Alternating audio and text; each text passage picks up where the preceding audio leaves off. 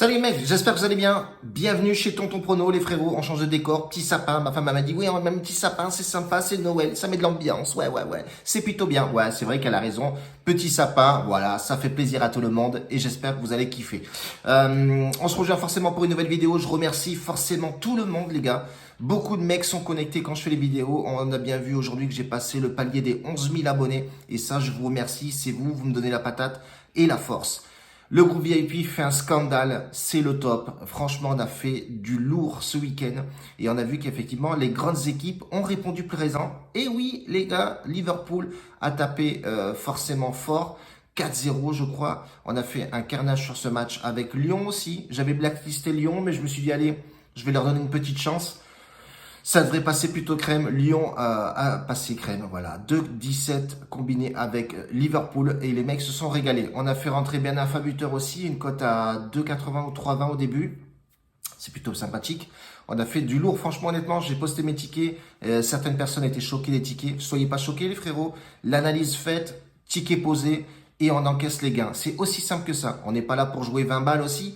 À un moment donné, quand tu veux jouer et gagner de l'oseille et essayer de te tirer un pécule, il faut poser ses couilles. Et on va en discuter d'ailleurs, c'est notamment ça.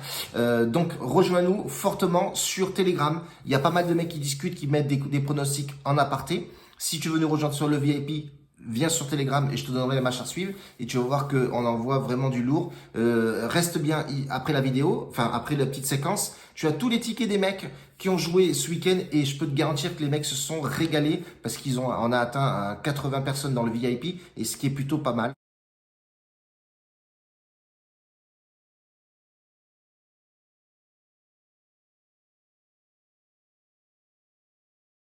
Franchement, honnêtement, les mecs font confiance, il y a du résultat et reste bien jusqu'après. El generico bordel.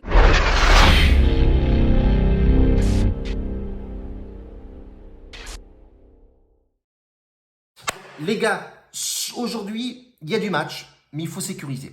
Le bilan VIP est excellent. Tu vas le voir ici, il sera affiché là. Mois de novembre, Tchatcher. On a commencé open down. On est à 89-90 euros de bénéf en 6 jours, ce qui est pas ouf, parce que je veux un VIP qui rapporte de l'oseille à mes abonnés.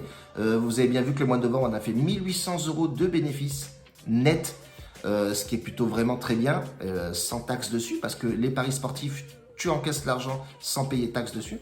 Donc du coup, voilà, c'est plutôt fructueux et vraiment bien analysé, etc. C'est vraiment pas mal. Bilan YouTube, pardon, je me mélange les pinceaux. On voit effectivement qu'on a 12 en moins. Et ça, on va y remédier de suite avec deux pronostics, les frérots. Aujourd'hui, il y a Brighton qui rencontre un certain Southampton qui est vraiment très très bien classé. Milieu de tableau, on va dire, haut de tableau. 8e au classement général. On peut voir aussi que Southampton, c'est l'une des équipes qui se déplace plutôt pas mal, même qui joue vraiment bien au football. Et on voit effectivement dans l'état de forme, on voit un Southampton qui est plutôt sympathique. Voilà, sur les 5 derniers matchs, c'est 9 buts et 8 encaissés. Et on peut voir que Brighton, ça pêche un peu. Ils prennent beaucoup de buts à domicile, 8 buts encaissés.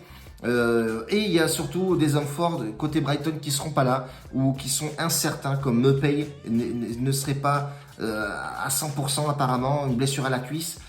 Côté Southampton, il récupère Ings qui est pas non plus, qui a repris l'entraînement collectif, mais qui sera incertain. On va voir s'il va jouer, mais j'ai une forte confiance sur cette équipe-là. Southampton, c'est assez séduisant quand tu regardes les derniers matchs joués, c'est quand même 3 nuls, une victoire et une défaite. Attention aussi, non pardon, je me suis gouré, c'est 3 victoires, 1 nul, et la dernière défaite c'était contre Man United. Ils n'avaient pas démérité franchement honnêtement, mais Man United avait joué vraiment très costaud. Et on peut voir, voilà, Brighton sur les 5 derniers matchs, c'est 3 nuls, une victoire et un match perdu contre Tottenham 2-1 à l'extérieur.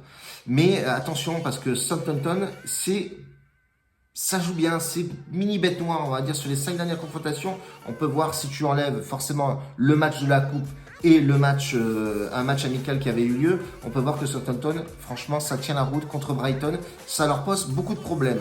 Je pense avoir un nul sur ce match-là, mais on va partir sur le Southampton ou match nul. Je pense pas avoir de surprise sur ce match-là. Honnêtement, Southampton est largement supérieur à Brighton. Alors on peut avoir forcément un petit soupçon d'orgueil du côté de Brighton parce qu'il joue à domicile et il récupère un petit peu de public. Et ça c'est une bonne nouvelle pour le football en général. 2 à 5 000 personnes. On a bien vu Liverpool, il y avait 2 ou 3 000 personnes je pense dans le stade. Et ça franchement ça fait plaisir d'avoir du public et des chants, des supporters, c'est franchement pas mal.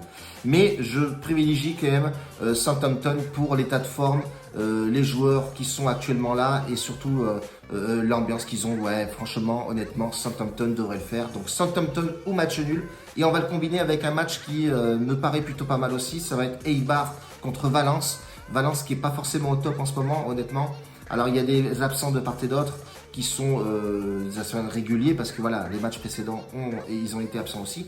Mais on peut voir que Valence, franchement, honnêtement, c'est pas forcément le top. Ce qui me fait un peu peur sur ce match-là, c'est que Eibar, à domicile, c'est pas folichon. Et j'ai envie de m'orienter sur Eibar parce que Eibar a toujours posé problème à Valence. À domicile, on peut le voir sur les dernières confrontations. Tu verras, je vais mettre juste en bas. Tu verras que Eibar a toujours posé problème à Valence. Donc voilà, mais après moi je vois Eibar à domicile, c'est pas extraordinaire. Hein.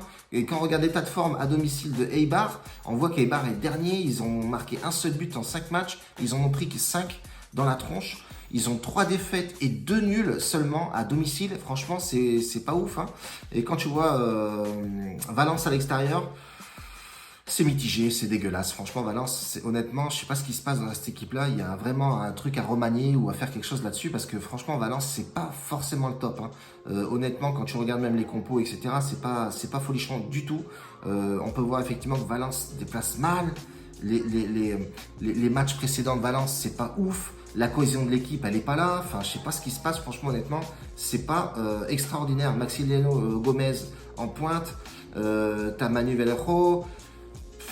Franchement, c'est pas une formation qui est excitante. Honnêtement, le seul mec qui va jouer plus ou moins bien, et encore, il est en dents de scie, c'est Guedes, qui le seul mec avec Gomez qui pour moi sort un peu du lot, mais c'est franchement très minime.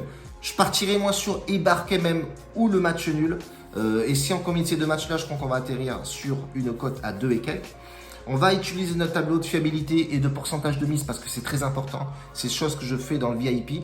Donc la fiabilité sur 5 et le pourcentage de 1 à 5% sur notre bankroll. Ce qui est important à faire, c'est vrai que sur une petite bankroll, ça va être compliqué à gérer. Mais sur une bankroll minimum, moi je préconise 500 à 1000 euros de BK si tu veux vraiment réussir dans les paris sportifs. Et encore réussir, c'est un grand mot. Se dégager du bénéfice. On rappelle, sur le mois de novembre, dans le VIP, on a dégagé 1800 euros. J'ai dégagé 1800 euros de bénéfices sur le mois, ce qui est vraiment énorme. Honnêtement, j'en ai pas vu beaucoup qui pariaient comme moi sur YouTube. Voilà, après, c'est pas une critique, voilà, c'est juste un fait. Effectivement, quand tu vois des mecs qui vont au tabac récupérer 20 euros, mais combien ils ont perdu derrière?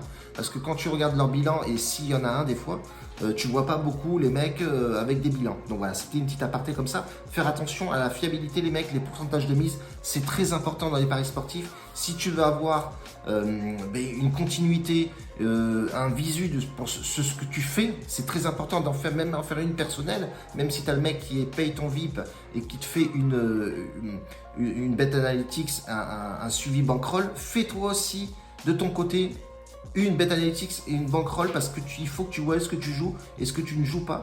Et ce que je dis toujours à mes mecs, suivez les pronostics. Vous voulez en faire de votre côté, aucun problème, mais à être trop gourmand, c'est là où tu vas te torcher. Donc attention les frérots, toujours suivre. Si tu viens dans un VIP, suis le mec. Voilà, va pas partir sur le dérivé, des trucs, machin, etc. Ou pose la question comme les mecs me font. J'ai fait un chat VIP exprès pour eux, pour qu'on en discute. Des fois, le mec il me dit, est-ce que tu crois que il va marquer le buteur, etc. Insigné par exemple, voilà. Hier, il y a un mec, je l'avais pas mis dans le VIP. On avait mis Ben Arfa qui était passé, et un autre mec, je sais plus. Et il me dit, est-ce que tu penses que Insigné va marquer? Et je lui ai dit, ouais, effectivement, moi je pense que je vais le jouer aussi parce que il est en forme avec Martens et aussi en attaque, je sais plus, mais il était absent hier. Donc bref, Insigne a marqué. Voilà, donc il y a un dialogue. Si on ne le sent pas, vaut mieux pas le jouer aussi. Vaut mieux pas tenter le but là où tu penses qu'il ne va pas être. Enfin, il y a plein de choses comme ça en fait. Il faut faire attention, visualiser bien les choses, poser les questions, suivez forcément une bête bankroll, enfin une bête analytics, pardon, et suivi de bankroll parce que c'est très important. Voilà, partez pas, vous éparpillez pas. On reste comme ça pour aujourd'hui. Viens nous rejoindre sur Telegram si tu veux le VIP, forcément Tchatcher les frérots avec des bilans de ouf et tout est affiché avec une gestion de mise, surtout les fidélités et le pourcentage de mise, c'est très important. Et aussi, merci pour les pouces et merci aussi, on passe la barre des 11 000 abonnés et ça c'est plutôt pas mal et je vous remercie beaucoup sur ça. Et BetWinner, ben voilà, c'est moi, c'est mon bookmaker, je suis avec le manager tous les jours, le mec il est venu me chercher et je le remercie parce que franchement c'est fructueux pour tout le monde. Les mecs, ils voient les codes sont vraiment différentes. Alors des fois, effectivement, les codes vont pas être plus avantageux qu'un Argel, mais c'est plutôt pas mal, franchement honnêtement. C'est ouf comme bookmaker et je vous remercie en tout cas. Un bacio a tutti, grazie mille, bordel!